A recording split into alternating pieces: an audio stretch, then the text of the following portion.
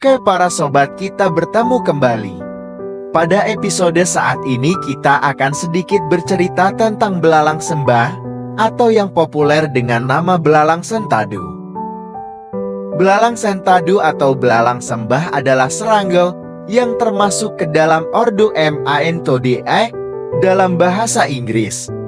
Serangga ini biasa disebut praying mantis karena sikapnya yang seringkali kelihatan seperti sedang memohon. Kata mantis berasal dari bahasa Yunani mantis yang berarti nabi atau peramal nasib. Banyak sebutan dalam bahasa lokal, seperti kongcorang bahasa Sunda atau bahasa Betawi, walang kadun, walang kekar, walang pacul bahasa Jawa, dan mentadak bahasa Melayu.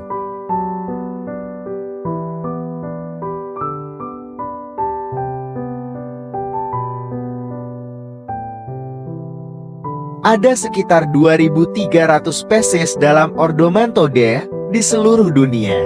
Kebanyakan berada di daerah tropis atau subtropis. Tetapi beberapa spesies hidup di iklim sedang, seperti di utara Amerika Serikat, Eropa Tengah, dan Siberia. Belalang sentadu tergolong keluarga Mantidae.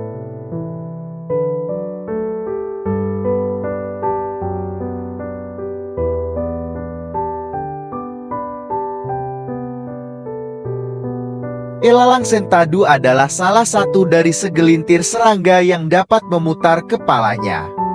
Beberapa teks merujuk kepada belalang sentadu Eropa Mantis religiosa sebagai belalang sentadu yang paling umum di negara-negara di Eropa. Escromantis gigas adalah belalang sentadu terbesar dengan panjang 17 cm untuk yang betina, dan ditemukan di daerah Sahel di Afrika. Belalang sentadu terkecil adalah Bolbipemae yang hanya 1 cm panjangnya pada usia dewasa.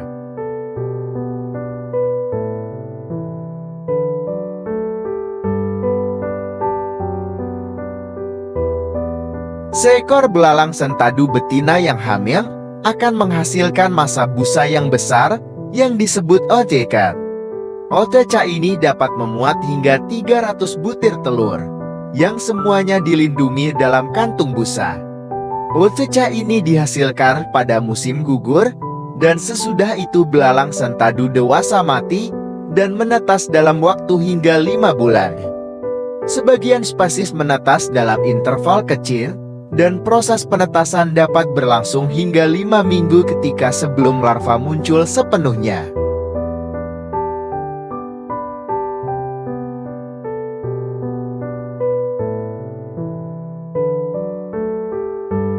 Belalang betina yang hamil tidak hanya memproduksi oteca, tetapi juga oteca yang tidak subur oleh belalang betina yang belum dikawini. Kadang-kadang 1 atau 2 larva menetas, tetapi hal ini jarang sekali terjadi. Beberapa spesies, seperti misalnya Brunneria borealis, menghasilkan oteca melalui parthenogenesis. Dalam keadaan ini, belalang jantan tidak dibutuhkan untuk menghasilkan oteca yang subur, namun semua belalang yang dihasilkan dari proses ini adalah betina.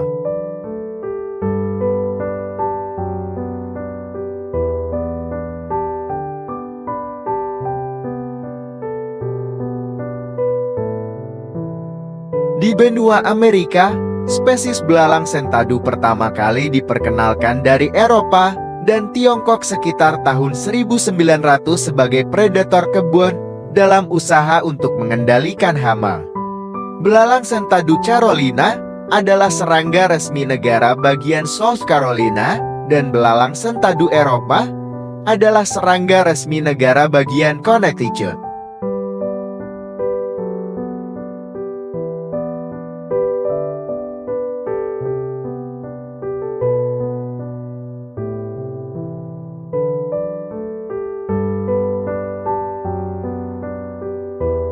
Kebiasaan makanan. Belalang sembah merupakan hewan karnivora. Jenis hewan yang biasa dimangsa oleh belalang sembah bermacam-macam, dari serangga-serangga kecil seperti jangkrik, kupu-kupu, dan leban.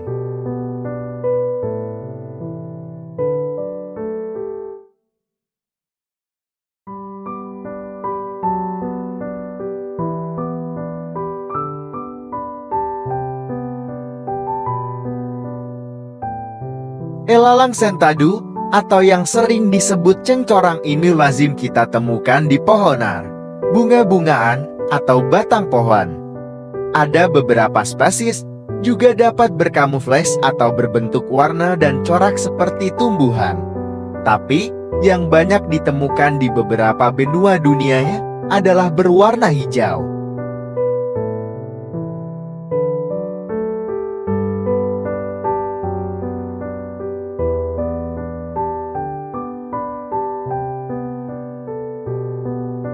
Belalang sentadu sangat populer pada beberapa cerita rakyat, bahwa belalang sentadu ini dapat menunjukkan jalan atau arah kemana kita akan pergi atau mencari tempat tujuan. Tapi ini hanyalah sebuah cerita atau permainan rakyat pada zaman dahulu. Namun pada sebuah cerita sebuah sinema film dikatakan bahwa belalang sentadu ini adalah sosok yang ahli dalam bela diri, dia disebut mantis. Oke para sobat semut, inilah sebaik cerita tentang belalang sentadu yang sangat populer. Cerita ini dapat menjadi sebuah pengalaman dan cerita kita untuk kemudian hari. Semoga ada cerita-cerita lain lagi nanti setelah ini yang akan menambah hidup kita lebih berwarna. Sampai bertemu lagi pada cerita selanjutnya, dan tentunya semoga bermanfaat.